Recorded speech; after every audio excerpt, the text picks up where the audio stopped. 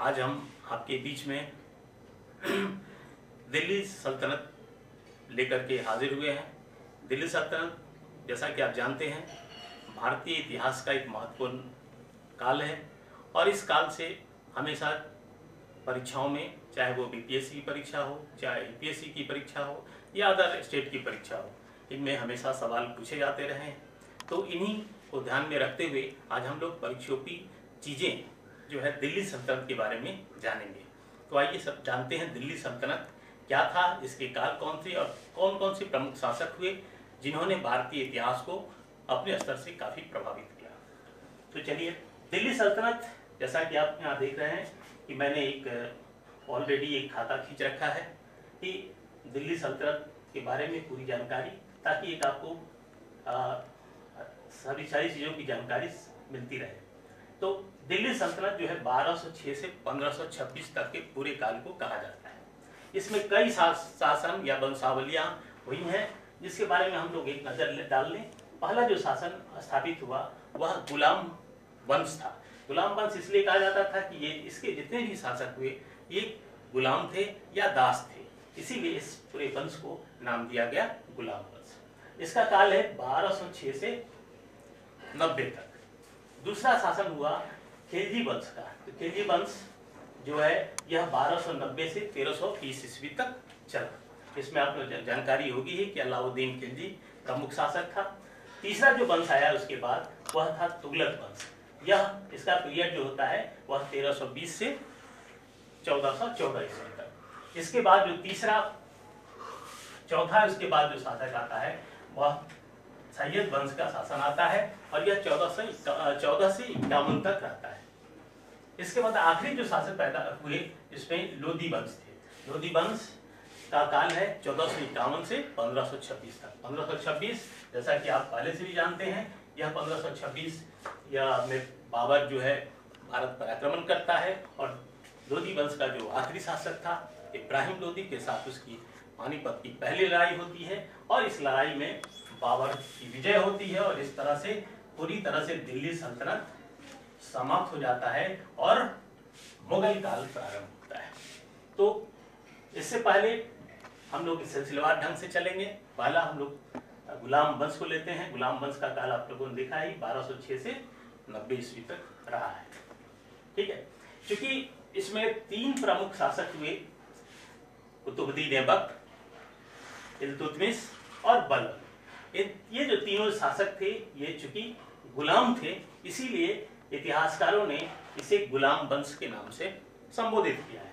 ये पूरा जो वंश है यह गुलाम वंश के नाम से जाना जाता है। लेकिन बहुत सारे इतिहासकारों ने इस पर आक्षेप या अपना विरोध भी प्रकट किया है कि इसे गुलाम वंश नहीं कहना चाहिए। गुलाम वंश क्यों नहीं कहना चाहिए? इसलिए कहा कि इसमें भले ही 3 शासक हुए हैं गुलाम, लेकिन बहुत सारे ऐसे शासक हुए जो गुलाम नहीं थे, इसीलिए इसको गुलाम नहीं कहा जाना चाहिए, गुलाम वंश के रूप में नहीं जाना चाहिए। लेकिन अधिकांश इतिहासकारों का यही मानना है कि चूंकि इसके जितने भी प्रमुख शासक हुए गुलाम हुए, इसीलिए इनको गुलाम वंश के नाम से जाना जाना चाहिए। लेकिन इसका एक और नाम भी आता है मामलुक वंश।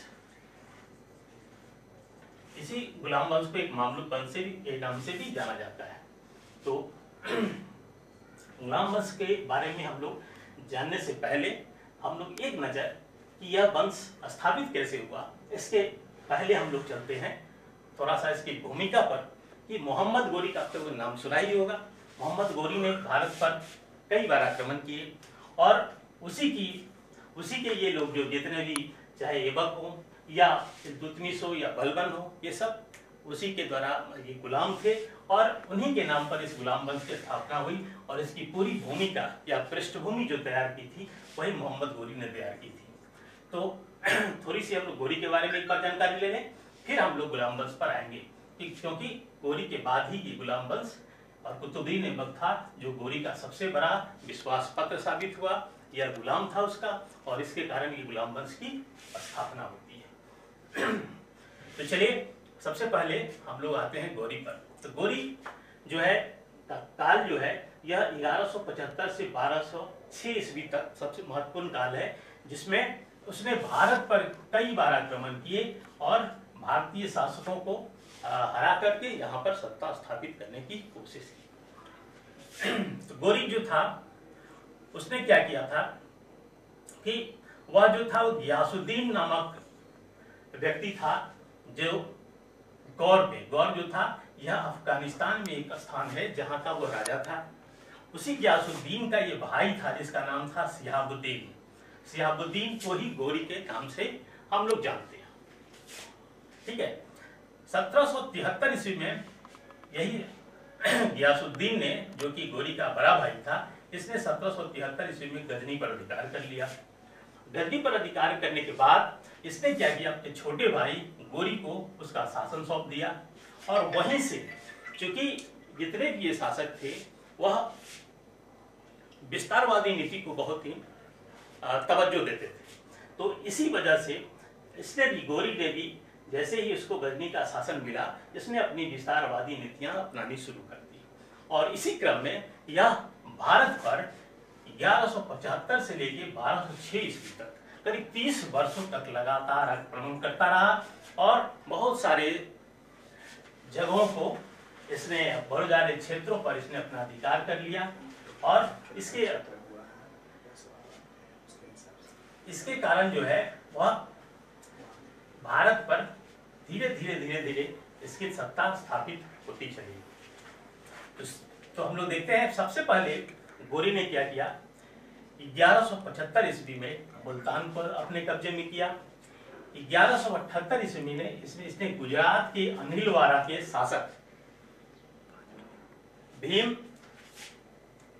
देव पर आक्रमण किया, और लेकिन वह भीम देव के हाथों हार का शिकार हुआ, जिस कारण से उसकी बहुत ही निराशाजनक इसकी हार मिली और उसे वापस लौटना पड़ा। लेकिन फिर भी वह अपने विस्तारवादी नीति को भूला नहीं और लगातार दूसरे क्षेत्रों पर भी आक्रमण करता रहा। 1186 ईस्वी में उसने पेशावर के खुसरो मलिक को पराजित किया और इसके बाद पंजाब, सिंध आदि क्षेत्रों पर कब्जा जमा लिया। सबसे जो महत्वपूर्ण गोरी के समय की घटना है वह है 1191 ईस्वी का प्रथम तराइन युद्ध। यह महत्वपूर्ण इसलिए है कि इसने भारत के सबसे शक्तिशाली शासक, जिसका नाम था पृथ्वीराज चौहान, जो कि अजमेर का शासक था, उस पर इसने आक्रमण किया। लेकिन पृथ्वीराज के हाथों इसको पराजय का मुंह देखना पड़ा, उसको पराजित हुआ और उसे उल्टे पांव लौटना पड़ा। लेकिन उस समय वहां पर एक और भारत में एक महत्वपूर्ण शासन था कन्नौज, जिस पर जयचंद्र शासन करता था।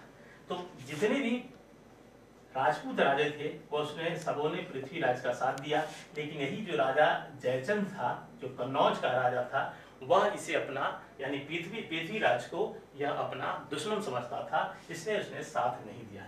लेकिन इतिहास कभी किसी को बख्शता नहीं है और यही इसके साथ हुआ। आने वाले दिनों में ज्यादा समय नहीं देखना पड़ा और जयचंद्र को भी मोहम्मद गोरी ने नहीं छोड़ा और अंत में उसे भी परास्त करके गद्दी से हटा दिया।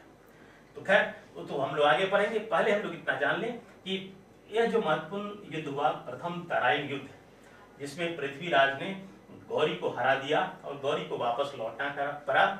इसमें पृथ्वीराज को का एक भाई था जिसका नाम था गोविंदराज, इसने उसे घायल कर दिया गौरी को, और गोली वहां से भागने में सफल हो जाता है, जिस कारण से उसकी जान बच जाती है।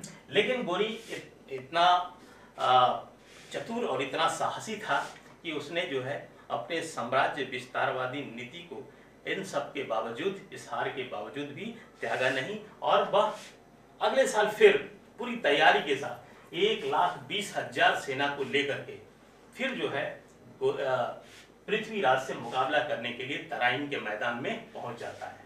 यानी 1192 ईस्वी में द्वितीय तराइन युद्ध होता है। इसमें ये ठीक उल्टा हो जाता है, पृथ्वीराज चौहान पराजित हो जाता है। इसका जो भाई था, जो गोविंदराज था, वो भी युद्ध में मारा जाता है और इस प्रकार यह तराइन का युद्ध जो है गौरी जीत जाता है।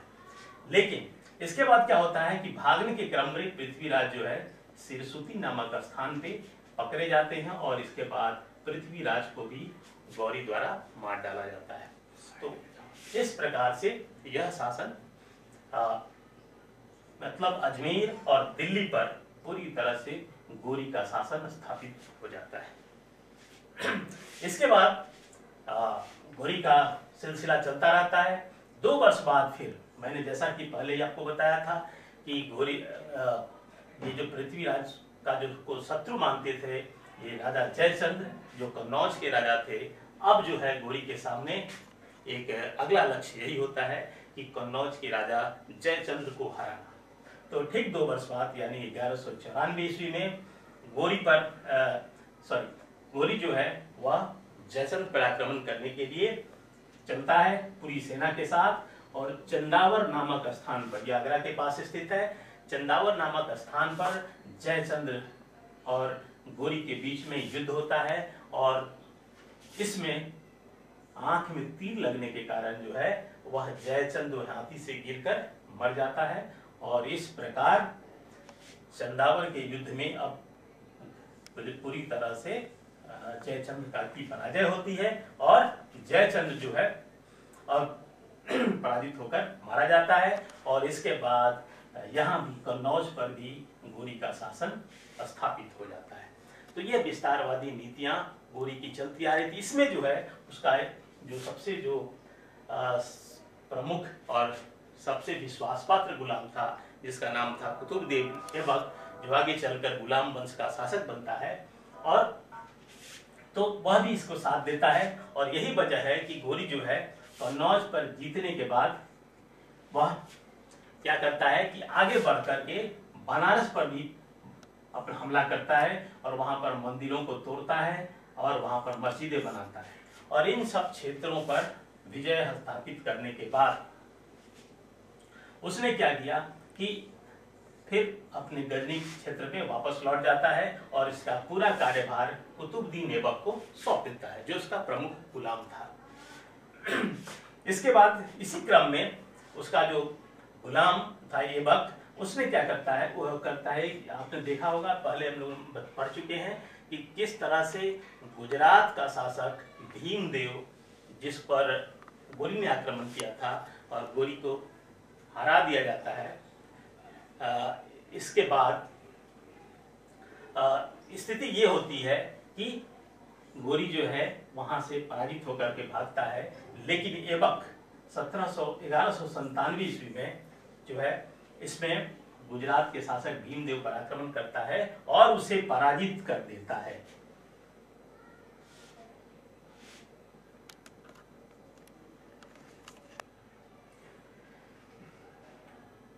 गुजरात जीतने के बाद ऐबक ने 1202 ईस्वी में कालिंजर, महोबा, बंदायूं आदि क्षेत्रों पर भी अपना कब्जा स्थापित कर लेता है। इस तरह से ऐबक जो कि गौरी के साथ मिलकर भारत के बहुत सारे ऐसे महत्वपूर्ण क्षेत्रों पर एक प्रकार से पूरे गुलाम वंश का या गौरी का पूरी की सत्ता काबिज हो जाती है। अब इसके बाद फिर से एक बार जो गौरी है वह 1205 ईस्वी में भारत की ओर रुख करता है और ऐबक की सहायता से सबसे जो उस समय की एक जनजाति थी जिसका नाम था खोखर जनजाति, यह बहुत ही उत्पाती और बहुत ही युद्ध कला में निपुण ये जनजाति थी, जिससे निपटने के लिए हमेशा जो है शासकों को बड़ी परेशानी होती थी। तो ये खोखर जाति फिर एक बार विद्रोह कर देते हैं और इस विद्रोह को दबाने के लिए वहां से गौरी चलता है और यहाँ से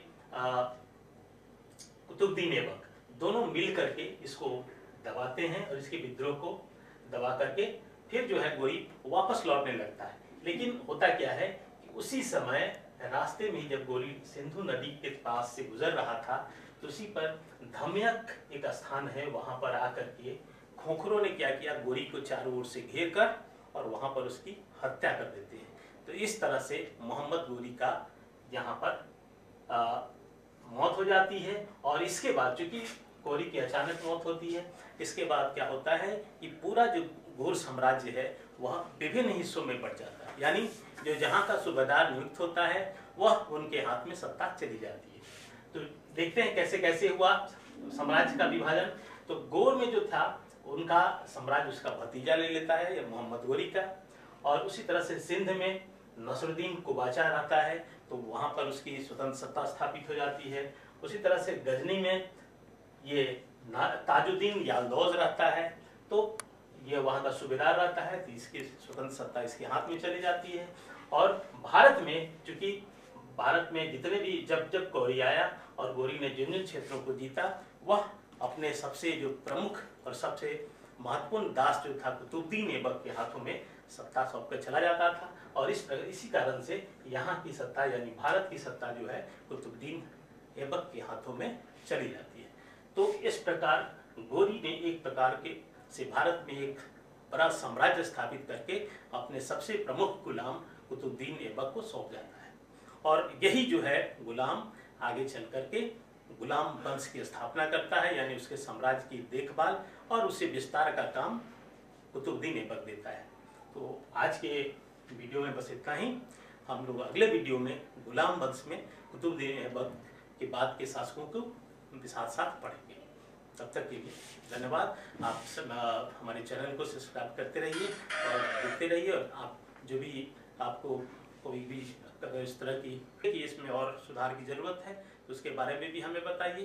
धन्यवाद।